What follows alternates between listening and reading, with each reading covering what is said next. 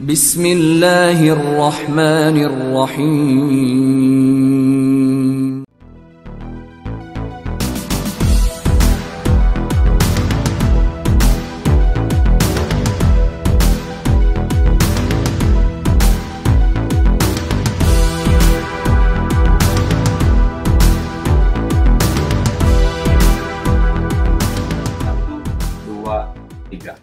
Assalamualaikum warahmatullahi wabarakatuh. Alhamdulillahirrahmanirrahim. Segala puji dan syukur kita panjatkan kehadirat Allah Subhanahu wa Ta'ala yang telah memberikan kita nikmat, iman dan Islam yang juga sempurna dan luar biasa. Dan lupa juga sholawat serta salam semoga tercurahkan kepada Nabi kita, junjungan kita, suri tauladan kita, Nabi Muhammad Sallallahu Alaihi Wasallam. Alhamdulillah, di kesempatan yang indah ini kami berkumpul di puncak Gunung Ciremai. Puncak Puncak Cisarua Bogor. Kata bener mah. Salah nih Google Map-nya. Blebuk sih ya. Lu penting mah di puncak. Alhamdulillah kami berada di Permata Alam Hotel yang ada di Cisarua Puncak Bogor. Jadi untuk sahabat semua, teman-teman yang berkunjung ke puncak, jangan lupa untuk mampir. Jangan nginep ya. Nginep. Jangan lupa untuk menginap di Permata Alam Hotel yang ada di Puncak Cisarua Bogor. Baik, kali ini temanya pasti sangat seru karena kita akan membahas kemana Yesus, apakah wajib militer, lalu nanti kita akan bahas itu. Tapi perkenalin dulu. Oh iya. Maksudnya tuh siapa-siapa. Nanti setelah tema. Oh iya ya. Yang pertama, kemana Yesus pada saat umur 12 tahun? Apakah wajib militer ataukah ikut pesantren kilat atau apa itu ya?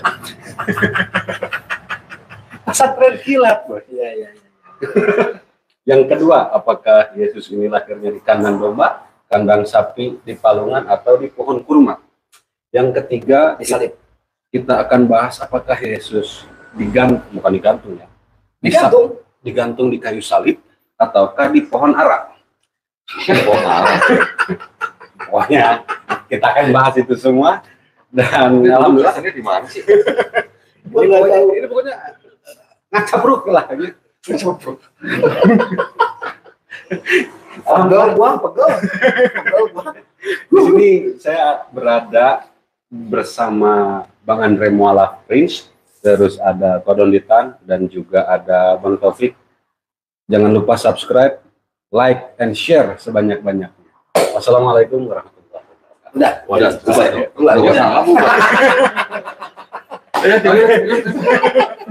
Jadi ini juga saya juga mau memperkenalkan. Ini Erik Mualaf Channel ya, yang sudah lama Bandung melintang ya. Kan kalau Malang melintang kejauhan. Iya, Malang. Jadi udah Bandung melintang di podcast di YouTube segala macam. Kalau seandainya ada teman-teman yang udah melihat Mualaf Channel, kalau Kodon Ditan udah tahu ya kan. Orang yang banyak dimusuhi sama pendeta. Gua langsung jawab. Oke, buktinya orang udah debat gua. Matanya merah udah ngantuk. Kita paksa. Udah ngantuk, kena otak lagi. Otan jeruk lagi. Kita paksa untuk ini. Dan juga Bang Taufik, ini Bang Taufik adalah keluarga baru dari Geraha Mualaf. Ya, jadi Geraha Mualaf Jakarta. Geraha Mualaf Jakarta. Jadi kita semuanya di sini berkumpul ya, bersukacita, lalu bergembira, senang-senang, Bersukaria. Haleluya. Kita bersukaria bersama Geraha Mualaf Jakarta. Mana gua tahu? Ini kayak sekolah minggu kita. Begini kalau ngaco. Kalau tiga mualaf kumpul gini. Oke, sekarang apa tema pertamanya ini? Jadi biar nanti kita langsung serang pertanyaan ini langsung ke Kodon Ditan. Karena dia kelahiran Yesus. Kira-kira Yesus itu lahir itu tanggal 25 Desember atau tidak? Kalau 25 Desember yang jelas nggak ada di Bible. Tapi yang jelas kelahiran di Matius sama kelahiran di Lukas, kelahiran Yesus ya, kelahiran Yesus di Matius sama kelahiran Yesus di Lukas itu beda. Kok bisa bedanya? Lalu nggak pernah baca Bible? Ya enggak, baca, maksudnya gua tuh kenapa bisa berbeda? Apa karena sumbernya lain? Kalau kelahiran Yesus di Matius itu lahir pada zaman Raja siapa? Herodes. Raja Herodes itu mati tahun 4 sebelum Masehi. Sebelum Masehi ya. Berarti 4 tahun sebelum tahun Masehi. Terus kalau di Matius, Yesus lahir pada zaman Raja Herodes. Herodes itu sebenarnya gelar ya, bukan nama ya. Raja Herodes itu raja boneka dari Romawi. Dia matinya tahun 4 sebelum Masehi. Dan sebelum dia mati, dia menyuruh membunuh semua anak bayi laki-laki yang berumur 2 tahun ke bawah. Betul? Berarti Yesus lahirnya kan sebelum Masehi. Iya, betul. Ya kan? Ya. Kalau dia bilang 2 tahun ke bawah, berarti paling banter 2 tahun sebelum 4 sebelum Masehi. Iya. Berarti berapa? Tahun 6 sebelum Masehi kan? Iya. Catat ya, paling banter tahun 6 sebelum Masehi. Kalau di Lukas, Yesus lahir pada zaman Kirenius jadi wali negeri Syria. Ya. Menurut ahli sejarah, Kirenius jadi wali negeri Syria itu tahun 6 Masehi. Jadi kalau 6 sebelum Masehi sama 6 Masehi bedanya berapa tahun? Ya, 12. 6 sebelum Masehi, 6 Masehi berarti bedanya 12 tahun. Oh, terus Yesusnya ada berapa gitu? apakah narasumbernya ini berbeda atau ini kan apa ya untuk mendapatkan sebenarnya sama cuman penulisannya berbeda mungkin begitu kan? Ya mungkin sumber beritanya yang berbeda. Sumber Kan berita yang jelas penulisnya juga nggak tahu siapa. Matius, Markus, Lukas, Yohanes kan yang nulis anonim semua, nggak ada namanya. Saya bernama Matius menulis gospel ini untuk siapa kan juga nggak ada ya begitu. Jadi semua penulis gospel itu anonim. Karena Yesus di Matius digambarkan lahir sebelum Raja Herodes mati, berarti maksimal tahun 6 sebelum Masehi. Sedangkan di Lukas, Yesus lahir pada zaman Kirenius menjadi wali negeri Syria. Menurut ahli sejarah itu tahun 6 Masehi, berarti beda 12 tahun. Ya. Oke. Terus yang di Matius, Yesus diceritakan dibawa sama orang tuanya Yusuf dan Maria kemana? Ke Mesir. Dari Mesir pulangnya ke mana? Mekah. Oh, Mekah. Udah tahu itu pura-pura aja kan. Pulangnya ke Nazaret. Ya. Kalau yang di Lukas, Yesus lahir di Bethlehem, tapi orang tuanya dari Nazaret harus pergi ke mana namanya Yudea untuk apa? Untuk sensus. Ya, setelah sampai di situ, udah waktunya Maria melahirkan, lahir di Bethlehem. Setelah 8 hari disunat, setelah Maria lahir, kemudian Yesus serahkan ke Bait Allah, terusan begini, pulang mereka ke Nazaret. Jadi dua-duanya memang akhirnya tinggal di Nazaret.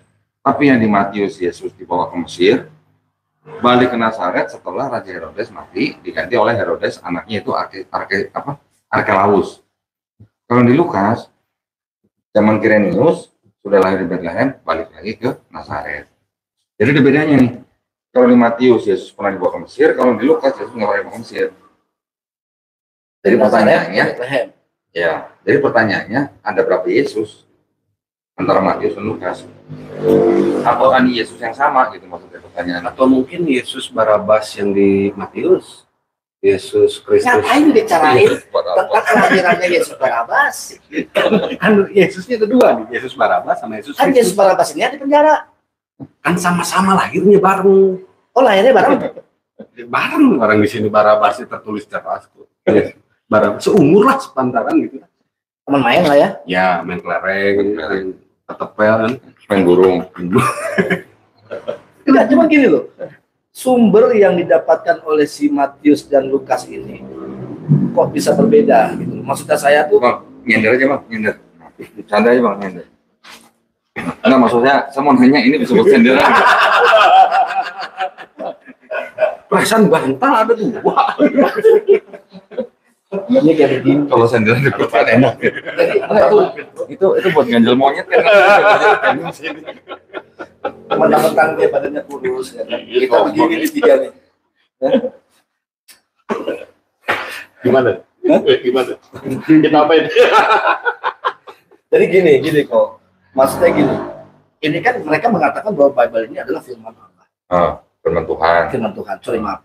Firman Tuhan. Nah, firman Tuhan itu adalah sesuatu hal yang benar, ya kan? Yang ada istilahnya ada jalurnya dan sama lah. Kalian minum semua ya, gua sendiri minum. Ini nggak disponsorin ya, nggak di endorse ini. Cuma curang banget ya begitu. Jadi sensor aja. Teh lotop di blur. Teh apa? Teh lotop. Saya juga di blur juga nih.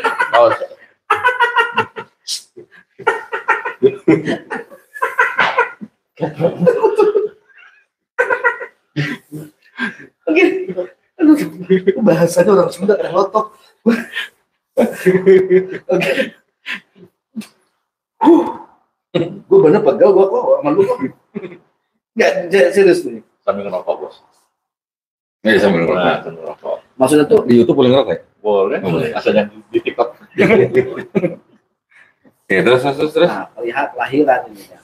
Kan katanya kan mereka bisa mengklaim bahwa ini lahirnya ini tanggal 25 Desember. Kenapa? Tanggal 25 Desember mereka selalu lantunkan dan mereka menjadikan perayaan ini gitu. Kita kan dulu kan sempat ngerayain Natal ya kan. Nah, saya sering jadi suatu hit. Karena hitam. Udah masa ketawa nih. Udah kocannya. Kan ada paman Sinterklas. Ada anak kita main di bawah lari-lari. Satu pit. Nah, itu kok mereka bisa mengklaim tanggal 25 Desember gitu loh kok. 25 Desember itu kan sebenarnya kan pada zaman itu di Romawi itu dirayakan sebagai hari lahirnya Dewa Matahari. Ya. Pada waktu Kristen menjadi agama yang legal di Romawi, jaraknya kira-kira dari mulai 312 sampai 380 itu berapa tahun ya? 312 Kristen menjadi agama legal di Romawi. Terus 380 menjadi agama resmi Romawi. Berapa tahun tuh? Nggak sampai 100 tahun kan? 70-an. 60-an. Jadi pada waktu 312 atau 313 lupa.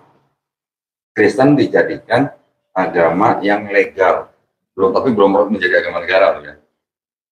Setelah itu, karena Romawi itu kan orang-orang kan orang-orang pagan semua. Menyembah Dewa Matahari. Gitu. Jadi, kalau nggak salah itu gini, tanggal 25 Desember itu hari puncaknya matahari kelihatan full. Gitu. Beberapa hari sebelumnya itu nggak full. Jadi pergerakan matahari itu diceritakan sebagai kemenangan Dewa Matahari. Gitu. Jadi ada mitosnya. Karena sudah beratus-ratus tahun mereka merayakan seperti itu, begitu Kristen menjadi agama yang legal di Romawi, mulailah masuk nih sosok Yesus kan. Jadi untuk merayakan hari lahirnya Dewa Matahari ini, yang tadinya menyembah untuk Dewa Matahari, diganti dengan sosok Yesus. Makanya kalau kita lihat Yesus yang gambar-gambar lukisan kan sering ada kayak lingkaran di belakang kepalanya kan. Ada. Itu apa? Itu lambang Dewa Matahari. Iya, kayak cahaya. Nah, itu namanya halo. Lambang Dewa Matahari. Halo mah besi kotak. Jadi ingat Nah, jadi tanggal 25 Desember itu orang Romawi disuruh ganti sesembahannya dari Dewa Matahari menjadi Yesus. Awalnya mereka nggak mau. Kenapa? Karena pada 25 Desember itu waktunya mereka pesta pora. Ya, makan minum. Perayaan Dewa Matahari. Ya, pesta pora. Diganti dengan Yesus. Gua nggak mau. Kata Raja Konstantin yang waktu itu melegalkan agama Kristen, nggak apa-apa, tetap makan pesta pora tetap, cuman ganti doang gitu sesembahannya gitu. Dari Dewa Matahari menjadi Yesus. Sekarang kalau tapi lu sumbernya itu kuat. dong. Kalau kita cek ya 25 Desember di Palestina, kira-kira bersalju nggak? Bersalju. Dingin. Mungkin nggak anak bayi ya di pada saat itu ditaruh di mana? Di palungan. Kandang. Bukan di kandang, nggak ada ayat kandang domba. Ya, mereka kan ngomongnya di kandang domba. Ya itu cuma kontekstualisasi lah. Kalau kontekstualisasi, mereka bikinnya kalau nggak di kandang domba di gua, ya kan? Dewa Mitra juga ada di gua. Ya, kalau mungkin nggak di tempat seperti itu anak bayi cuma ditaruh di palungan, kedinginan. Terus di Lukas kan juga ada berita dari malaikat Gabriel kepada gembala-gembala ya, yang sedang menggembala domba, malam-malam nggak ada kerjaan menggembala domba. Gitu. Malam-malam pula. Iya kan berarti nggak ada kerjaan, nggak ada gawe. Tapi kalau tanggal 25 itu dulu udah bukannya menggigil lagi. Nah iya, bulan Desember, malam-malam gembala domba, ada kerjaan nggak tuh? Ya kurang kerjaan. Kurang kerjaan. Nah itu kan juga nggak masuk akal gitu. Nah, sejarahnya begitu, 25 Desember ditentukan menjadi hari lahir Yesus. Nah, So, ngomong-ngomong tentang masalah tadi kandang domba, kan mereka tuh selalu memperkuat bahwa Yesus lahir di kandang domba, ya kan? kenapa? Karena ada kata-kata palungan. Ya, jadi dianggapnya kalau ada palungan berarti itu kandang domba. Babi pakai palungan, Bisa juga. sapi pakai palungan. Jadi bisa Palungan itu apa sih? tempat makan. Tempat makan kalau hewan ternak. Kalau bahasa Sunda, palungan itu sungai. Hah? Walungan. Oh, Hampir sama. Ayam juga Ini kayaknya palungan. yang ngantuk dia. Ini yang udah ngantuk ini. Dari Bandung ke sini. Tanya orang Sunda. Ai palungan Citarum paling mana? Paling itu kan namanya Sungai Citarum. Nggak mungkin di sungai dialirin. demikian. Demikian. Jangan nanti kalau cari dia filmnya, jangan pokoknya jangan nyari film demikian.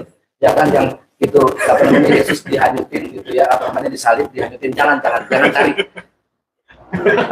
Lu kenapa? Bukan Yesus itu. Ya bukan, maksudnya orang disalib ya kan, tapi dihanyutin. Itu jangan cari itu, jangan cari. Jangan cari yang judulnya apa? Demikian, jangan.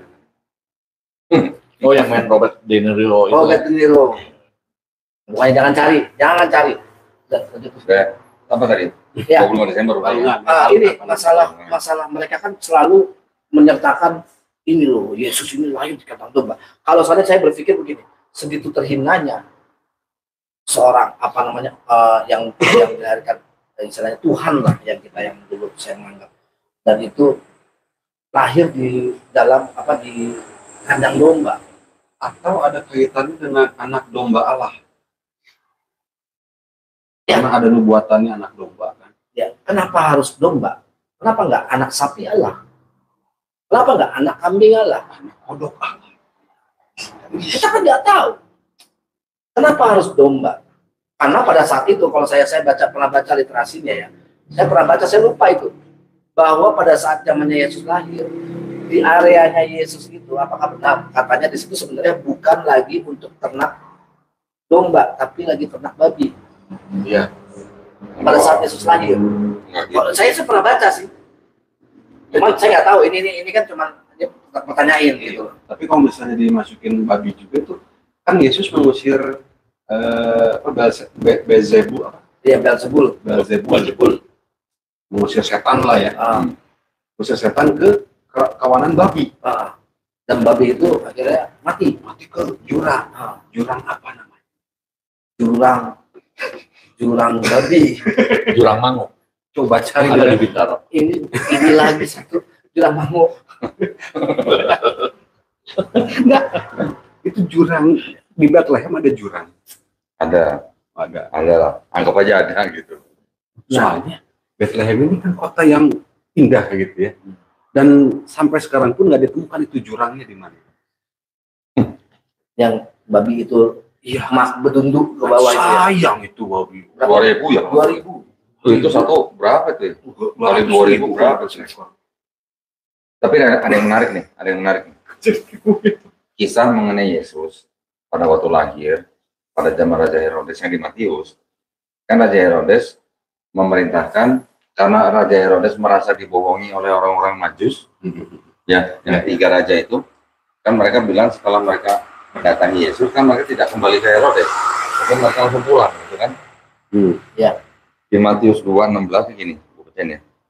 Ketika Herodes tahu bahwa ia telah diperdayakan oleh orang-orang Majus itu, ia sangat marah. Lalu ia menyuruh membunuh semua anak di Bethlehem dan sekitarnya, yaitu anak-anak yang berumur 2 tahun ke bawah, sesuai dengan waktu yang dapat diketahuinya dari orang-orang Majus itu. Ya, ini Matius 2 ayat 16. Ini ada yang menarik. Tahu Krishna? Tahu. Krishna tahu kan? Dewa Krishna. Ya, Nah, Dewa Krishna. Ini ada di kitab Atharwaveda. Ya, ini gue bacain. Pada masa itu, Baginda Kansa berkuasa di negeri Mathura. Baginda Kansa itu berhati terlalu amat busuk karena dikuasai oleh seorang di antara iswarinya, Niyasumba namanya, ahli sihir yang terlalu amat sangat mempengaruhi dirinya. Maka Niyasumba itu anak Kawaluni pemuja Dewi Kali. Alkisah pada suatu malam, Baginda Kansa pun tiada berkantuk barang sekejap. Maka berdirilah Baginda di beranda istananya karena telah digerakkan kekuasaan gaib atas dirinya. Maka jika dilihatnya akan dia sebuah bintang bergerak dan sinar jatuh di bumi, maka Baginda pun bertanya akan Niyasumba, tetapi Niyasumba tiada mengetahuinya. Maka dipanggilnya akan Baginda Brahmana agar ia melihat bintang itu, lalu menakwilkan bahasanya. Lalu menakwilkannya sekali akan kebenaran itu. Maka sahut Brahmana itu, itulah tanda turunnya Tuhan ke dalam tubuh manusia yang dikandung Dewanaki, anak perempuan Baginda sendiri, yang bernama Parwadi. Itulah kelak anak bekal Tuhan dunia dan Raja dunia. Ya, ini tadi ada di kitab Atharwaveda. Terus ada lagi di kitab Krishna Avatar. Ya, perhatikan ya ceritanya, alur ceritanya nih. Mirip nggak sama Matius yang tadi ini ya. Maka dikerahkan Baginda Kansa akan sekalian bala tentaranya untuk membunuh semua anak laki-laki dari 2 tahun ke bawah dalam negeri Mathura dan semua jajahannya. Kan kasusnya sama Yesus. Mirip nggak? Jadi, Kebetulan nggak tuh cerita nah, Yesus ini dari sini? Bible yang ada, yang tertulis, yang apa namanya, yang ada itu dari pertama itu duluan ini, maksud Ya pasti duluan dokumen Hindu lah. dokumen Hindunya ya. Ini jauh berapa ribu tahun sebelum Masehi kan udah ada. Jangan, aduh kaget gua. Pakai ini. Lu ngapain mesti berisik sih? Bahwa mereka menjiplak. Jangan menjiplak, terlalu kasar. Plagiat. Enggak plagiat juga. Dapat buku nih, ditulis sekali. Ya, ini baru salah satu bukti. Nanti ada lagi di Markus. Markus ternyata mengadopsi cerita tentang Raja Dionysus dari negeri Iliad. Cerita itu udah beredar atau ditulis kira-kira abad ke-7, 8 sebelum Masehi. 7 sampai 8 abad sebelum abad Masehi loh ya. Itu udah ada cerita mengenai yang penyerangan ke kota Trojan. Tahu ya, Trojan ya? Trojan. Achilles. Troy. Ya. Troy. Oh iya. Ada kan filmnya kan? Jadi Dionysus ini bersama Achilles membantu raja yang istrinya dicuri oleh Paris dari kota Trojan. Terus Trojan diserbu, dikepung sampai akhirnya hancur. Dionysus ini pulang ke negeri Iliadnya, itu ceritanya banyak sekali yang sama dengan cerita di dalam Markus. Yang menulis Markus itu maklar kasus atau ada lagi maklar kasus. yang menulis tentang Dionysus itu namanya Homer. Matius kok mirip sama Atharwaveda sama Krishna Avatar. Markus kok bisa mirip sekali dengan tulisan Homer tentang epics Yunani, yaitu mengenai Dionysus.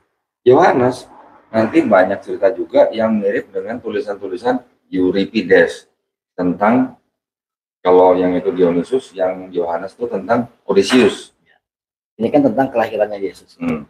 Ada nggak kesamaan juga dari cerita tentang Dewa Krishna ini dengan hal kejadian-kejadian? Mungkin ada. Krishna punya 12 murid. Krishna lahir di gua.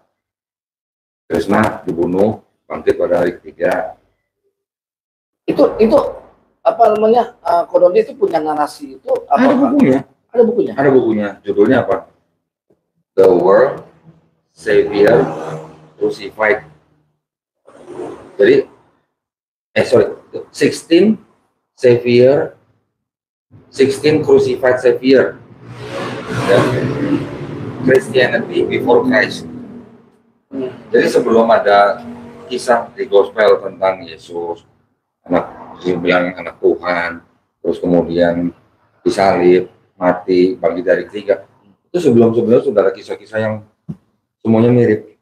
Horus sama, Mitra sama, Krishna sama, Osiris sama. Kalau Yunani itu lahirnya sebelum konsili Nicea.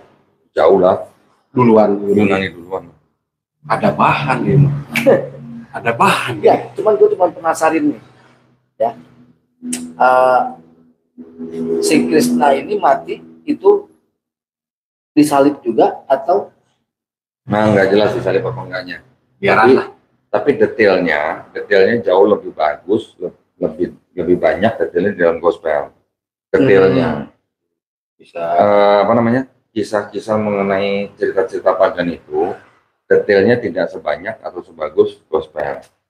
Tapi ternyata yang di gospel itu banyak menyadur dari kisah-kisah yang sebelumnya. Hal itu sebenarnya wajar. Pada zaman itu wajar yang namanya begini, contoh misalnya. Gue menulis nih, gue nggak nulis sama gue, tapi gue menulis mengatasnamakan orang lain gitu. Itu wajar. Itu kalau dalam bahasa Inggrisnya namanya forgery. Ya, tapi kan ini kan apa namanya firman Tuhan. Tapi gini, Dianggapnya firman. kalau sekarang mah kurang ajar. Minum dulu ya. Bener gak, Pak? Kurang ajar. Kok pakai nama-nama orang sih nulis? Hah? Kalau dulu kan wajar. Nama-nama orang itu diatributkan oleh bapak-bapak gereja di abad kedua. orang Yunani bukan? Siapa? Iya. Bapak-bapak gereja. Yunani. Orang Yunani itu yang pertama Santo Papias mengatributkan Matius, Markus di tahun 135 Masehi. Orang kedua Santo Irenaeus di tahun 185 Masehi mengatributkan Matius, Markus, Lukas, Yohanes di bukunya Agen Heresis. Jadi nama-nama Matius, Markus, Lukas, Yohanes itu bukan nama-nama yang berasal dari si penulis, tapi nama-nama yang diatributkan oleh bapak-bapak gereja di abad kedua kepada empat gospel yang dikanon ke dalam Bible. Sebenarnya ada puluhan gospel lain gitu. Nah, apa namanya ini kan contohnya misalnya kayak Markus ya.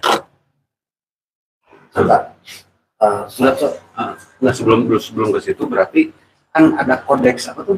Kodeks Ya, kodeks itu kan. Ah. Itu kan semua bahasa Yunani. Iya, makanya kan ini tadi mau kalau ke situ Septuaginta, naskah asli Septuaginta. Nah, mereka kan pasti kan menuliskan sesuai dengan sejarah yang ada. Betul enggak? Sejarah apa? Sejarah Yesus? Nggak ada. Nggak ada itu. Septuaginta itu terjemahan dari kitabnya orang Yahudi yang namanya Tanakh. Tanakh itu Torah, Nevi'im, Ketuvim. Bahasanya Ibrani. Diterjemahin ke bahasa Yunani menjadi kitab Septuaginta. Betul. Itu dari abad ketiga, kedua, ke-1 sebelum Masehi. Terus beredar, terus kemudian mulai dari abad kedua, ketiga, keempat dikoreksi sama bapak-bapak gereja. Itu Septuaginta yang menjadi perjanjian lama. Oh, Sedangkan ya, itu jadi perjanjian lama. Tapi mana naskah aslinya? Tunggu sebentar. Udah nggak ada semua. Tanah asli udah nggak ada, Septuaginta yang asli juga udah nggak ada semua. Terus gini, itu kan yang menjadi cikal bakal perjanjian lama. Sekarang perjanjian baru nih. Perjanjian baru kan ada 4 gospel. Terus kemudian ada 13 surat-surat Paulus. Tambah Ibrani. Terus tambah surat-surat yang disebut tulisan-tulisan rasul. Ya. Rasulnya tapi bukan rasul seperti pengertian kita dalam bilang ya. Rasul-rasul. Ternyata 4 gospel sama surat-surat Paulus itu yang ditulis surat-surat Paulus dulu. Surat-surat Paulus itu udah mulai ditulis kira-kira tahun 48 Masehi. Oke. Kalau Yesus disalib kira-kira tahun 30 Masehi, berarti udah ada jarak 18 tahun semenjak Yesus nggak ada. 18 tahun ya. 30 ke 48 kan 18. Dari pertapa 50, 52, 54 itu tulisan-tulisan Paulus. Kemudian gospel pertama kali baru ditulis sesaat sebelum Bait Suci yang kedua dihancurkan tahun 70 Masehi. Berarti kira-kira antara tahun 65 sampai tahun 70 sebelum Masehi. Dari 48 sampai 65 udah berapa tahun? 12 tahun ya? 12 tahunan, 12 sampai 17 tahun lah. Baru gospel pertama yaitu Markus yang ditulis. Bukan Matius. Markus dulu yang pertama ditulis. 10 tahun setelah Markus baru ada tulisan-tulisan yang disebut Matius dan Lukas yang ternyata menyatu dari Markus. Jadi Markus itu menulis sumber-sumbernya tadi kan udah, salah satunya adalah sumber dari Homer. Yang kedua ada sumber yang disebut dengan Q. Q itu singkatan daripada kata quell. Quell itu dalam bahasa Jerman artinya kabar berita yang beredar di masyarakat. Apa tuh kalau kabar berita yang beredar di masyarakat namanya apa? Koran. Ya, newspaper apa ya? Kabar berita. Bird news. Bukan. Kabar burung. Kabar berita apa? Ya pokoknya kabar berita itu ya kayak media lah dalam arti. Bukan gosip. Ya gosip juga sih. Oh, gosip. Dan gosip juga sih. Jadi omongan lah. Jadi sumber beritanya Markus adalah satu dari tulisan-tulisan epics, yang kedua dari Q, sumber atau kabar berita yang berada di masyarakat. Tulisannya Markus ini disandur oleh Matius dan Lukas. Matius juga punya sumber sendiri dari Q juga punya sumber sendiri dari Matius. Lukas juga begitu, dari Q juga, dari Lukas. Jadi sudah ada berapa tuh? Markus, Matius, Lukas, sumbernya ada Q, Markus punya sumber sendiri, Matius punya sumber sendiri, Lukas punya sumber sendiri. Ketiganya, karena Matius dan Lukas menyadur dari Markus, ceritanya berarti kan mirip semua kan? Iya. Ketiganya disebut gospel sinoptik. Sinoptik, Nah, karena di dalam 3 gospel ini nggak menceritakan Yesus sebagai gambaran sebagai Tuhan gitu, nggak terlalu menggambarkan ketuhanan Yesus. Begitu ada Gospel Yohanes yang ditulis kira-kira tahun 95 Masehi, Gospel Yohanes ini yang selalu berbicara menceritakan Yesus selalu apa? I am. Before Abraham was, I am. Nanti ada lagi I am and the Father are one. Gitu. Kurang lebih gitulah. Kebanyakan I am-nya atau I gitu. Menunjukkan atau menonjolkan keilahian Yesus. Nah, kenapa nih ada Gospel Yohanes? Karena ditulis untuk melawan kelompok yang namanya kelompok Gnostik. Gitu. Kalau di Matius, Markus, Lukas, itu kan Yesus waktu manggul salib. Dia nanti itu nanti, jangan disinggung dulu. Nanti. Dia waktu Yesus manggul salib ke Bukit Golgota kan dibantu sama Simon orang Cinere. Simon Cinere. Oke, Kirene. Jadi Cinere. Jadi Cinere ya. Karena dekat sini. Dekat Ciawi. Di 3 gospel itu, waktu Yesus manggul salib ke Bukit Golgota kan dibantu oleh Simon orang Kirene. Di Yohanes nggak ada. Nama Simon orang Kirene itu nggak ada. Kenapa? Karena Gospel Yohanes ini untuk melawan kelompok Gnostik. Salah satunya adalah kelompok Basilidean.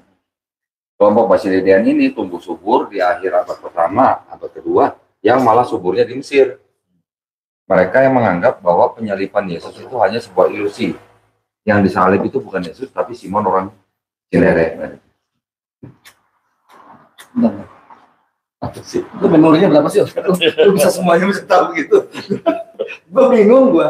Bener. Gue tadi dengerin, gila ya, maksudnya detil ya. Orang-orang di mana-mana baca yang lihat gitu. Dia bisa detil, bisa ini segala macam. Jadi pengaruhnya besar juga nih si Cinere ini nih. Ada ini kan? Ada yang baca itu sana. Ada kamar. Ada yang baca ini. Iya. Bukan. Nggak, maksudnya tuh apa ya? Pengaruhnya juga kan kita juga nggak tahu apakah karena situ kan kalau diceritakan itu kan bahwa dia sudah membantu Yesus, tapi tidak ada tertulis bahwa dia mengembalikan kayu salib atau tidak diserahkan ke Yesusnya. Nah, kita nggak tahu. Itu nanti kita bahas. Oh, itu Ini masih dalam status kelahirannya, yang masih banyak sumber yang simpang siur lah. Nah, kalau diperhatikan, kalau kita udah baca 4 gospel, terus kita baca surat-surat Paulus nih, kan tadi saya bilang bahwa yang ditulis pertama tuh sebenarnya surat-surat Paulus dulu kan. Pernah nggak baca di surat-surat Paulus? Paulus nyebut-nyebut Matius, Markus, Lukas, Yohanes. Enggak. Pernah nggak? Nggak pernah. Enggak pernah. Nggak pernah. Bahkan di Matius ada cerita waktu Yesus bangkit, kuburan mayat orang kudus bangkit dari kubur kan, masuk kota Yerusalem kan. Iya. Paulus nggak pernah cerita. Kenapa? Padahal Paulus orang situ gitu. Nah itu salah satu bukti atau indikasi bahwa surat-surat Paulus itu ditulis lebih dulu daripada gospel. Oh, jadi sebelum terjadinya Matius, jadinya penulisan Matius Markus, mereka sudah menulis dulu Paulus. Paulus. Yang dianggap Paulus. Nah, begini, Ya.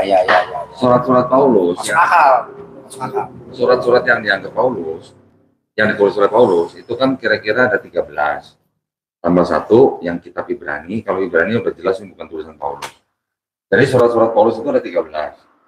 7 dari 13 itu yang dianggap benar-benar ditulis oleh Paulus. Yang 6 itu diperdebatkan, itu bukan tulisan Paulus. Iya, yang ada kalimat aku, Paulus gitu kan. Enggak, semua rata-rata menggunakan kalimat aku adalah Paulus, Rasul Iya. Yesus. Ya. Tetapi dari 13 surat yang menggunakan pembukaan seperti itu, ternyata yang benar-benar dianggap ditulis oleh Paulus hanya 7. Yang 6 bukan. Nah, pertanyaannya, 1, tadi Paulus nggak pernah nyebut-nyebut 4 gospel kan? Nggak pernah menyebut ada kitab Matius, Markus, Lukas, Yohanes. Paulus nggak pernah nyebut-nyebut ada mayat bisa bangun masuk kota Yerusalem. Mayat yang bangun itu namanya apa? Cobi. Masuk kota Yerusalem. Paulus nggak pernah nyebut-nyebut. Ngapain ya maksud? Nah, terus Paulus juga nggak pernah nyebut-nyebut ada Simon orang Kirene kan? Sini ada. Cinere kan? Nggak ada kan? Jadi kalau kita baca surat-surat Paulus, itu mengindikasikan bahwa Paulus tidak mengenal 4 gospel atau tidak pernah dengar 4 gospel. Jadi benar bahwa yang ditulis oleh disebut Paulus itu dengan kontroversinya itu ditulis lebih dulu daripada 4 gospel. Nah, jadi kan bagaimana Markus, Matius, Lukas, Yohanes bisa menceritakan Yesus mati di atas kayu salib? Dari mana? Berarti kan juga ada sumber dari Paulus juga. Ada sumber dari surat-surat Paulus yang sudah beredar di masyarakat. Mungkin surat-surat Paulus yang sudah beredar di masyarakat itu yang menjadi sumber Q gitu. Pertanyaannya, kapan Paulus lahir? Paulus beda umur sama Yesus 4 tahun. Oh. Tuan Paulus atau Tuan Yesus? Tuhan Tuhan Yesus. Yesus. Tuhan Yesus. Tuhan Yesus 4 tahun. Jadi kalau kita anggap maksimal Yesus lahir di 6 sebelum Masehi, kalau menurut Matius, berarti Paulus lahir antara tahun 2 sebelum Masehi. Kalau kita patokan ke Lukas, berarti Yesus lahir di tahun 6 Masehi, Paulusnya di tahun 10 Masehi. Beda 4 tahun. Berarti kan sama-sama ya. Kalau misalnya memang kejadiannya pada saat orang-orang kudus itu bangkit, Paulus tahu kan? Harusnya. Harusnya tahu. Karena kan rumahnya itu di pinggir kuburan. Paulus Pikir kuburan apa? pinggir kuburan Yerusalem. Tahu gitu kan kalau diceritain gitu kisah para rasul tuh nggak lengkap. Nah, dari pihak kelahirannya. Ini kan orang Bandung nggak? Ah. Bandung bener pusat Syiah. Bener nggak sih? Aneh oge. Apa semuanya? Bener emang? Aing oge ada. Sia tangkit tuh aing. Lah bukan orang Bandung biasanya kalau marah orang beguk Syiah gitu. Ini sia. Gua nggak konsen. Gua nggak konsen. Antum. Gua pikir Ngantuk. Masalah lautan ya. tunggu dulu, ini gua mau akhirnya hilang kan pertanyaannya. Ini biar cair aja ya. Ya biar saya udah hilang pertanyaannya. I'm curious. You know, I'm curious. Anak. I'm curious for the Bible. Ya. Apa? Jadi gini maksud gue. Kalau gue lupa beneran kan? Oh iya. Nah, maksudnya gini, dari segi kelahiran Yesus. Ya, banyak tadi yang disertakan. Sebenarnya Paulus sendiri yang bikin cerita tentang masalah ini segala macam, nggak tahunya belum tahu dengan Matius, Markus, Lukas sendiri itu kayak gimana. Dosa enggak dari mana ya? Makasih. Tapi ada satu yang dimirip-miripin tuh muridnya Yesus tuh satu. Siapa? Mirip-miripin apa maksudnya? Bukan. Muridnya Yesus yang Matius Yang pemungut cukai itu Matius, Lewi. Lewi ada di Lukas kan? Nah Matius apakah Matius yang di Lukas? Lewi ini kan disebut Matius. Matius disebut Lewi. Kalau tradisinya begitu. Matius itu nama lainnya adalah Lewi, anak Lewi. Lewi, nama lainnya, nama Yahudinya. Matius kan nama Romawi. Si Matius nama naon atunya? Hah? Si Matius teh nama naon? Nama si Lewi. Tah nu kieu nyindir. Liar. Udah ngarti tuh tadi kieu. Jadi kedah aya hiji anu tiasa. Kasapan sih. Tos, orang retaskeun we mangga. Ya. Sok, gaskeun. Gue cuma tahu begitu doang. Gue tanya halal lah. Aduh, nah, wayahna ya. Gini, panjang sekali kalau kita bicara ini supaya kita nggak ngelantur ini juga. Sekarang kita pengen nanya apa yang kedua pertanyaannya? Yang masih kelahiran Yesus. Hah? Nah, pada saat Yesus lahir ini kan tentunya ya seperti metode-metode sekarang lah banyak di film-film ketika mereka melahirkan sendiri, ya kan? Maksudnya melahirkan sendiri tuh tanpa bantuan bidan, cuma ngaden keluar gitu kan. Nah, yang pertanyaannya ini loh, pada saat kelahiran Yesus ini kan disebut roh, daging, apalagi sih darah, ada darah, daging yang sampai Firman yang hidup itu kan sampai inilah tubuhku yang apa kalau kita perjamuan tuh tubuhku. Nah, terus inilah darahku yang mengalir dari makanan dan minumlah inilah piala darahku. Daging kan diibaratkan daging dan darah. Artinya ketika Yesus lahir itu tentu seperti bayi normal pada umumnya ada ari-ari atau apa tuh plasenta. Gue tahu pertanyaannya. Di mana ari-arinya itu? Sebenarnya pertanyaan ini yang tidak bisa dijawab. Di mana itu? Itu firman loh. Lu nggak ada jawab banget sih nanya ada itu di mana. Tapi benar. Tapi sekarang gue tanya, loh, itu kan ada bagian dari Yesus sendiri. Gitu. Itu pertumpahan darah. Kalau hari itu Tuhan apa bukan? Loh, hampir yang itu. Maksudnya pertanyaan lu hari-hari itu ilahi apa enggak gitu? Iya. Terus dikuburnya di mana? Harusnya itu dikeramatkan. Kan tahu ini dia tuh Tuhan. Karena tradisi ya, bukan budaya atau tradisi ketika bayi lahir itu ada plasentanya. Kalau di Jawa Barat tuh khususnya di Sunda tuh ari-ari itu dikubur. Ini jadi ini nih. Ya, enggak beneran ini dikubur pakai rempah-rempah dimasukin ke taruh kasih lilin. Enggak. Oh enggak. Kalau habis nanya hari-hari, nanya kulupnya, ya enggak gitu. Tapi saya tahu, gue baca, saya baru tahu apa ya Pak Nate. Hari-harinya ada di mana? Hari-harinya ikut kododi. No, hari ini. Jadi apa? Itu mah ngomong. Nah, itu hari doang, bukan hari-hari. Hari-hari bukan ya. Itu kan satu plasenta yang Iya, membungkus. maksudnya bagian dari Yesus itu sendiri. Benar kok. Ini bukan kita Kang Erik Ya. nanya ini. Nah, menurut Kodoli, Ya itu konsekuensi. Namanya konsekuensi kalau manusia dianggap sebagai Tuhan. Konsekuensinya harus berani begitu. Kalau darah itu kan ya Tapi tadi kan dia cerita ada roti, ada anggur. Di Yohanes 6, 51 sampai 54 itu kan. Inilah tubuhku dan darahku. Makanlah tubuhku dan darahku untuk mengingat aku. Barang siapa makan tubuh dan darahku akan memperoleh hidup yang kekal. Gitu kan. Ternyata Dewa Osiris, tubuh dan darah Dewa Osiris juga dilambangkan dengan roti dan anggur. Siapa yang makan tubuh dan minum darah Osiris, yang dilambangkan dengan roti dan anggur juga memperoleh hidup yang kekal. Kebetulan nggak itu Yohanes nulis begitu? ya bukan Terinspirasi oleh kalau kebetulan kan ya ada kesalahan sedikit. Lo ini ngeplak, Jadi kebetulan nggak? ceplak, flat, ngono lo. Kebetulan nggak? Lo bukan kebetulin. Apa namanya? Itu namanya plagiat. Enggak, kalau Kang Erik bilang lihat seru ditulis. kalau zaman sekarang tuh udah kena hak cipta. Nah, Jadi harusnya kan copyright, ya kan? Nah mereka itu adalah right to copy.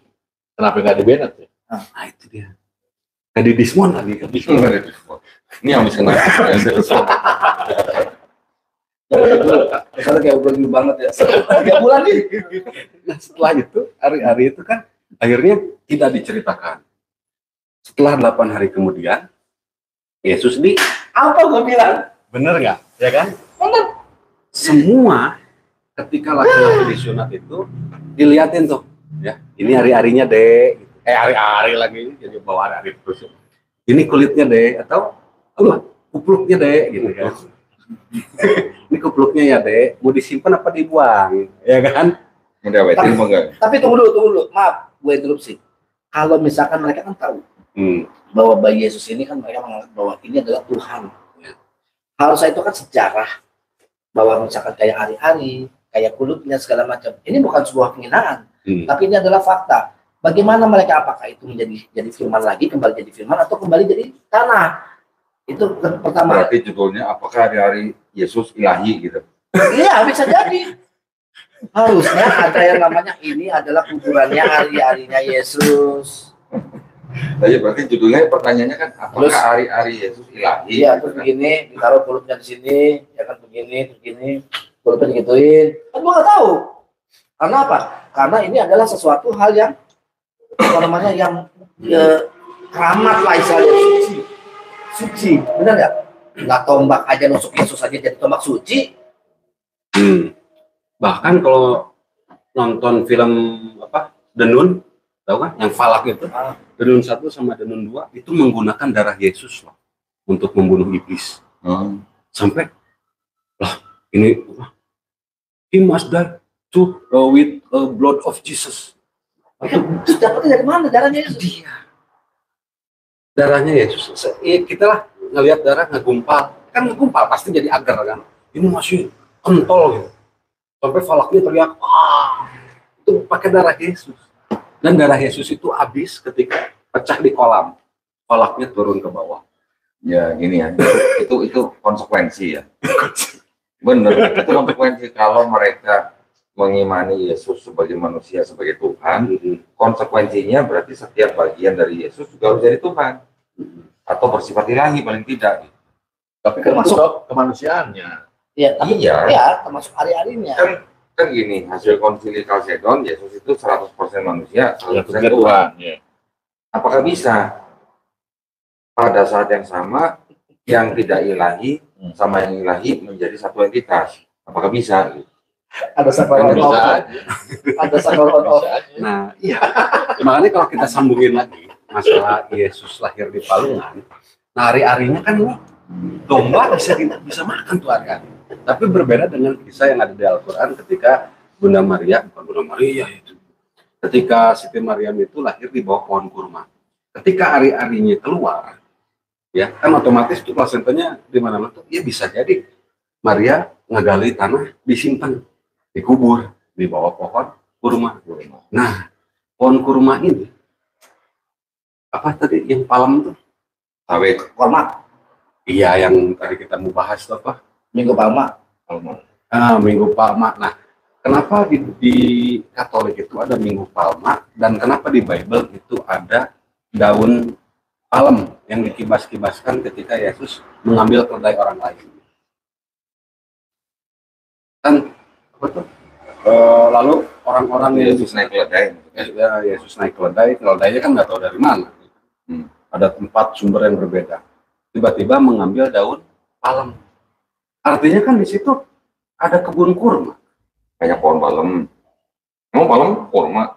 Sawit. Nah, bahasa Inggris kurma palem. Palm. Bahasa Inggris kurma date. Bukan.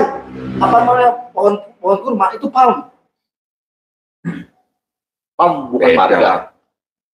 Palem bukan date. Apa? Beda. Palm itu apa? Palem ya palem. Apa Palem. buahnya? Sawit. Buah palem. Mirip sawit. Bukan kurma. Kurma itu date. Nah, ya ini apa namanya dari pertanyaan. Tapi gini, kan kalau Kristen bilang atau menanyakan gimana ceritanya di Bethlehem banyak pohon kurma gitu kan? Ya. Baca di Perjanjian Lama. kira-kira jarak 20 sampai 25 kilo sebelah timur Yerusalem itu ada kota namanya Yeriko. Yeriko itu dikenal sebagai kota korma. Oh, ya. Kan diceritakan kan Maryam kan untuk menyingkir sementara kan ke tempat yang banyak pohon korma. Nah, ada kemungkinan besar yaitu kota Yeriko atau tidak jauh dari Yeriko. Karena Yeriko itu termasuk tanah yang rendah dan banyak pohon korma.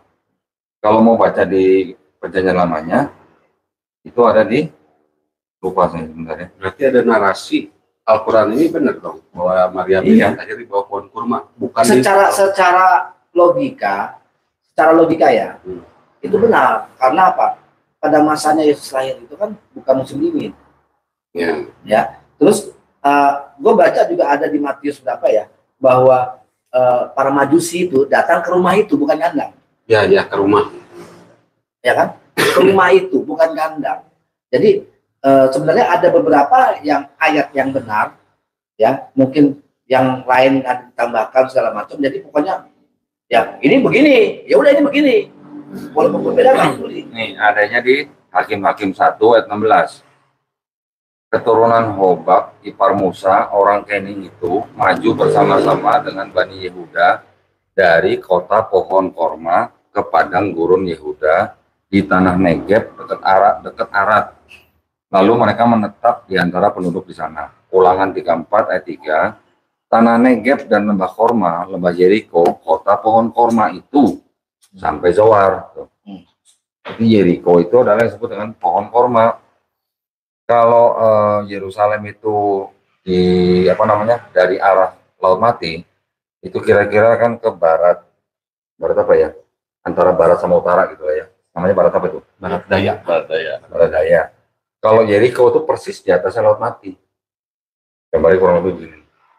Iya pernah lihat. Ini Yerusalem, ini Yeriko ini banyak pohon kurma.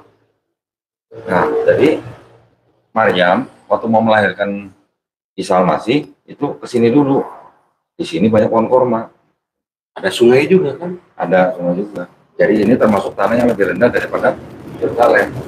Di Quran kan disebutkan bahwa Maryam kan disuruh untuk ke tanah yang rendah, ya kan? Di bawahnya ada sungai, bukan sungai, ada pohon kurma, goyangkanlah dan nanti keluar air dari bawah pohon kurma itu untuk kamu minum. Kira literasinya seperti itu. Itulah makanya yang jadi pertanyaan itu ari-ari. Ilahi enggak gitu. Sampai sekarang kan nggak ditemukan. Nah, nyambung tadi yang ke apa?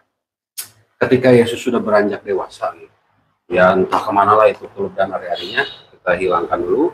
Ketika Yesus berumur 12 tahun, tiba-tiba diceritakan umur 29 30 gitu. Ya, 29 Kalau di Lukas kan ketika dia mulai pelayanannya dia berusia 30 tahun. 30 tahun, 12 ke 30 lumayan tuh. 12 sudah dewasa tuh. Apakah Yesus ini wajib militer? Karena di situ ada banyak tentara tentara Romawi ya.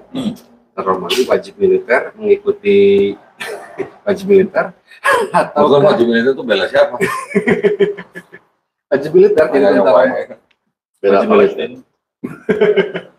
Wajib militer, pesantren kilat atau mengikuti tradisi Yahudi gitu. Tiga ini nih, wajib militer, pesantren kilat atau mengikuti tradisi Yahudi. Pesantren kilat karena kan dia lebih banyak belajar sama alim ulama. Kalau nggak salah ikut dagang sama paman Arimatea. Ada lagi. Iya kan? Arimatea itu udah jarang YouTube-nya. Atau jadi Udah lama YouTube-nya ya? enggak, kan bapaknya ini tukang kayu. Atau jadi buka toko furnitur. Lu mentang-mentang dia dari pohon itunya. Enggak beneran. Karena kan Yusuf banyak kan orang bahkan di Bible tuh ada bilang si anak tukang kayu. Iya, Ya kan, si anak tukang kayu. Nah, Apakah pada saat umur itu tidak tidak bukan menyebarkan ya, tidak mengajarkan firman gitu. Kemana gitu? Wajib militer, jadi 4 nih ya, wajib militer, pesantren kilat, ikut tradisi Yahudi, atau jadi tukang kayu, bikin pintu, Ya, kusen. ya kalau pakai bahasa gua ya probably he become apa namanya wamil. Oh enggak. Karena dia itu mencoba untuk menyuruh untuk murid-muridnya untuk menjual jubahnya karena dia ditangkap untuk membeli pedang. Dia tahu yang namanya berperang itu seperti apa. Kan nggak tahu.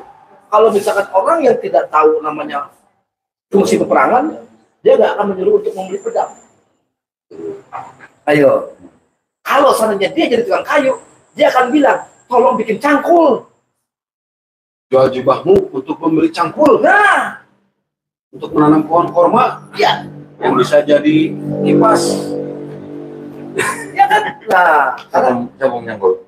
ya kan, ya Kan tukang kayu. kan nggak ada wamil, tukang kayu, ya kan segala macam. Gua bilang wamil karena dia punya fungsi untuk ikut berperang, ya kan, untuk menjaga bahwa dia mau ditangkap dan dia untuk menyuruh. Inilah. Ah. Kalau yang tidak tertulis kita jangan berasumsi lah. Loh, bukan kan menyuruh, Tanya aja. Gitu. menyuruh untuk jual jubahnya untuk membeli pedang.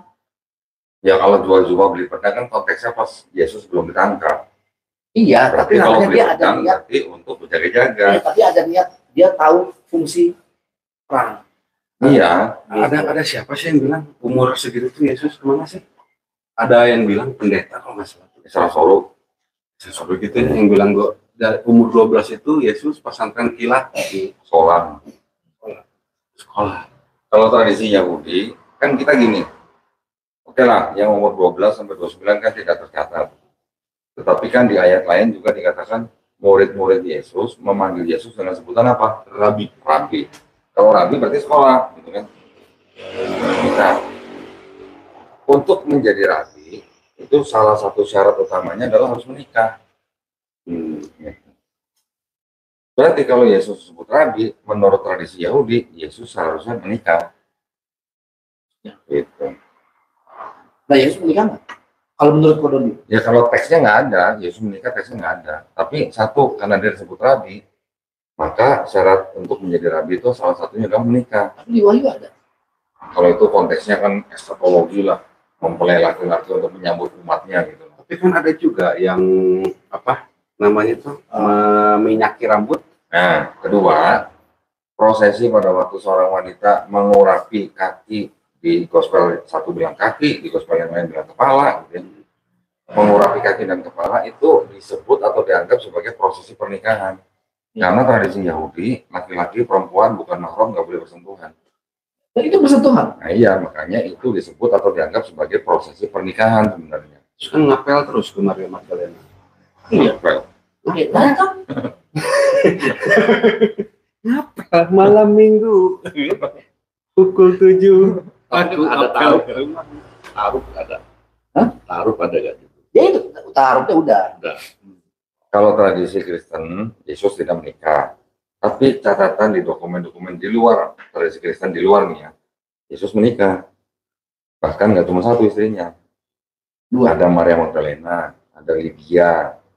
Terus punya anak, Poligami kan? namanya Justus. Ya, itu tradisi di luar Bible ya. Di luar Bible loh. Di luar Kristen gitu. Oke, ada ini kan kita udah ini yang masa kelahiran. Pertanyaan lain ada apa lagi tadi? Tentang apa tadi? Aduh lupa lagi lah. Pokoknya nyambung semua sih. Masalah ini loh. Tentang masalah penyaliban Yesus. Ya itu. Tapi Tapi tadi yang paling udah dijawab. sebelum ke situ, oh ya penyaliban dulu deh, baru nanti selanjutnya. Nah masalah penyaliban. Kalau kita lihat di Bible bahasa Inggris atau dari kodeks apa? Geneticus, terus kodeks Septuaginta lagi. Pokoknya kodeks-kodeks itu dalam bahasa Yunani, kalau misalnya semua bisa lihat itu number strong ya. Strong number strong. Strong number. Number strong. Susah kalau orang Sunda. Dia balik. Ya itu number Kayak strong. naon kayak gitu. Tapi orang Sunda bisa ngomong Bisa. Itu kita nanti ke pada suka. Apa? Pada suka. Itu fitnah. itu Nah, nanti kita ke pohon palm. Jadi dibalik lah. Nah, masalah penyaliban di dalam itu number strong atau strong number itu disebutnya kan kalau dalam bahasa Indonesia perjanjian baru meskipun dari berbagai versi semua tulisnya salib, ya kan? Nah, tetapi dalam bahasa aslinya bahasa Yunani itu tri atau tris. Bukan tris mah pohon. Bahasa aslinya Silon. Sulon. Sulon. Tapi itu diartikan kan sebagai TREE atau dibacanya tri. Pohon, bukan tri. Pohon. Nah, kan gini juga punya cabang berarti. Iya. Tree. Ya, itu ya. Tree. Salah dulu. R-nya harus tebal. Jadi tree. Diartikan dalam bahasa Indonesia sebagai pohon. Tapi kenapa berubah menjadi salib? Gara-gara dia. Bagaimana? Pohon gara-gara dia. Jadi salib tuh dari pohon. Jadi di Kisah Para Rasul 5 ayat 30 versi KJV itu tulis tuh tree, ya kan. Memang banyak yang ngomong bahwa ini loh gini-gini ya kan. Ada kayak kawan gue diserang gara-gara itu, ya kan. Jadi langsung direaction. Segitu doang gitu. Cuma kenapa dia ngomong begitu? Ya kan? Sebenarnya dia juga nggak mampu untuk menjawab, ya kan? Istilahnya ngecilin segitu doang. Oh iya benar nih. The God of our Father rise up Jesus, whom ye slew lagi, hanging him on a tree. The God, terus dari KJV-nya juga sama, hanging on a tree. Terus New KJV-nya juga hanging on a tree, tapi dalam bahasa Indonesia pada kayu salib. Salibnya di mana? Kayunya Tulisan salibnya. harusnya kan pada pohon. Iya. Dan Kayu wood. kayu wood, Wood. Ya, hanging on the wood. bukan hanging on the water ya. Iya, hanging on the tree. On the tree. And fell out. And usus puyar-puyar. Kalaupun lihat lihat Ini nanti ya. perjanjian lama atau apa? Kejadian berapa sih? Apa? Yang lupa lagi. Yang harus diturunkan itu loh. Oh, sebelum sabat. Sebelum sabat kan Orang yang digantung. digantung ini terkutuk ya. Terkutuk di atas kayu salib, bentar ya. Terkutuk. Terkutuk bukan terukuk. Nah itu kan lebih dari 1 hari itu nggak boleh. Enggak, bukan masalah 1 harinya. Masalah yang digantungnya itu loh. Aduh, kejadian berapa sih? Kalau tahu ini. Itu Ini bantu yuk. Kejadian tadi. Jadi apa? Prok. Pusing Yang ngirim. tadi itu kejadian. Terkutuklah orang yang Bantunya apa? Nah itu lagi nyari. Oh, nyarinya itu.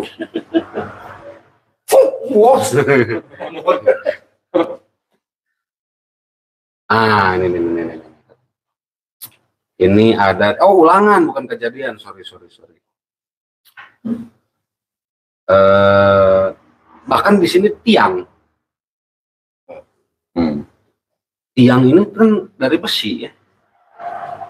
Beda. Kalau tiang itu saya. Bali ya. Bali. Tiang tuh orang. Saya. Di tempat gua tiang tuh orang. Tiang pundi. Yang undi. Ya, Celacap. Oh, up on the tree itu. Hah? Up on the tree. iya. Jadi juga up on the tree. Up on the tree juga. Ya percaya sih. Ini perjanjian lama ini. Ayo. Ayo kemana? Ya. Ayo up on the tree. Kayak gini lah. Kita nggak usah. Yang kita harus perkarakan itu bukan tree, itu kayu salib, pohon atau besi atau apapun lah, atau tiang timuran, ada yang bilang tiang timuran, jangan lah ya, jangan timuran. Jangan. Yang harus kita permasalahkan itu bukan pohon atau kayu salibnya, tapi yang harus kita permasalahkan itu Yesus kan dianggap Tuhan, ya kan, dia mati, kemudian pada hari ketiga itu bangkit sendiri atau dibangkitkan. Coba baca ayatnya. Bangkit sendiri atau dibangkitkan, coba. Itu tadi Kisah 5:30. Kisah para Rasul 5 ayat 30. Coba dibaca. Raise up atau pakai bahasa Indonesia juga nggak apa-apa.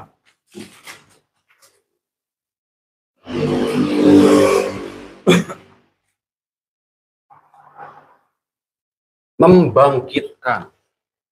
Yang membangkitkan siapa? Allah, Nah, nenek moyang, nah, kan bapak, nah. enggak Allah kakek moyang. Ya, oke, siapa maksudnya? Yesus bangkit sendiri atau Allah, dibangkitkan? Allah nenek moyang kita Mhm. telah membangkitkan Yesus. Nah, berarti Yesus gak bangkit sendiri dong. Iya. Nah, itu permasalahannya. Tuhan, kalau dianggap dia berkuasa atas maut, mati pada hari ketiga, bangkit, tapi ternyata dibangkitkan, bukan bangkit sendiri. Begitu juga di 1 Korintus 6 ayat 14, coba. 1 Korintus 6 ayat 14. Benar nggak? Iya, bacanya gimana? Nah, gue coba baca di Benar. 1 Korintus 6 ayat 14. 6, Ayat 14. Iya, kalau nggak salah begitu tulisannya. Allah yang membangkitkan Tuhan.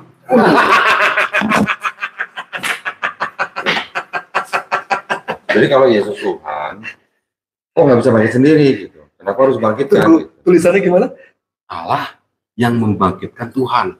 Dalam bahasa Inggris, and God. Tapi God raise the Lord. Iya. Lord ini kan Jadi ada God, ada Lord. God-nya raise up the Lord. Lord Rangga kan? Almarhum. Ya. Oke, itu ya, cukup ya. Oke, udah 1 jam ya.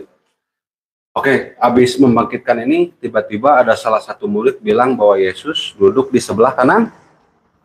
Itu Stefanus. Bukan Stefan. Stefanus yang lihat Yesus duduk di sebelah kanan. Indigo. Ya nggak tahu ya gimana caranya. Stefanus yang di bumi bisa melihat Yesus duduk di sebelah kanan. Apa? Pertanyaannya sebelah kiri siapa? Di sebelah kiri itu ada apa? Orang-orang yang kambing, kalau nggak salah. Yang dianggap yang sebelah kanan domba, sebelah kiri kambing. Oh. Ya gitulah. Domba dan kambing ini kan Ya, satu cukup lah jenis. gitu ya. Oke. Terima kasih ya. Oh iya, yang buka lu, yang tutup. Wah. Yuk Ya. kita sama-sama berdoa. Allah Bapa kami yang kepada kerajaan surga. Oh itu dulu ya. Ya, pokoknya ini kan obrolan tapi mungkin ringan obrolannya, tapi pertanyaan-pertanyaan yang tadi diungkapkan, mudah-mudahan membuat orang menjadi berpikir, Ya, membuka pikiran orang gitu ya. harusnya. Jadi kalau memang ada saudara-saudara kita yang masih menganggap manusia sebagai Tuhan, maka dia harus berani mengambil resiko. Resikonya apa? Resikonya bagian dari tubuhnya itu ilahi atau bukan. Gitu. Nanti nextnya tubuhnya itu menjadi bagian dari Trinitas atau bukan. Itu adalah pertanyaan-pertanyaan lanjutan yang harus bisa dijawab. Kalau masih pada bingung menjawabnya, nah berarti kan ada sesuatu gitu. Yang mudah-mudahan obrolan kita yang ringan ini bukan kita berusaha untuk menjelekan atau menyalahkan siapa, tapi ini hanya untuk mengajak orang membuka pikiran. Gitu. Dan satu lagi juga bagi orang-orang yang mungkin di channel saya itu kan saya bahas murtadin semua tuh. Murtadin nggak mungkin lah sampai baca sampai sini. Baca apa? Baca Bible sampai sini nggak mungkin. Karena kalau mereka berpikir tuh para murtadin ada ayat yang tadi tuh Allah membangkitkan Tuhan. Berarti kan ada lebih kuasa daripada Tuhan. Kenapa menyembahnya malah ke Tuhan yang disebut Allah? Allah Tuhan Yesus, Allah yang hidup. Ini nggak make sense. Jadi para murtadin pun harusnya lebih banyak berpikir lagi gitu. Dan untuk teman-teman yang muslim pun sebelum murtad tuh baca dulu lah Bible kayak gini ya, ayat-ayat seperti ini. Jadi mereka berpikir, oh iya ya, oh di Bible pun Allah yang membangkitkan Yesus, bukan Yesus membangkitkan diri sendiri. Ya gitu. Oke. Oke. Ini satu lagi yang belum aku. Apa pesan dan kesan sebelum murtad? Gak bakal murtad. maksudnya oh, gak bakal murtad kan? Ini yang muslim asli pun bilang gak akan murtad karena sudah tahu ilmu-ilmu di dalam Bible itu seperti apa ya. Bentar. Kaki gue mana kaki? Buyon. Bercanda. Oke, terima kasih. Oke, mau undur diri dari sekian banyaknya obrolan ini menjadi bahan manfaat juga, bahan renungan ya, bahan apa namanya buat inspirasi buat iwan kita semuanya. Oke, terima kasih malam ini. Insya Allah besok kita akan lanjut lagi. Ya. Mau undur diri. Wassalamualaikum warahmatullahi wabarakatuh. Waalaikumsalam. Waalaikumsalam.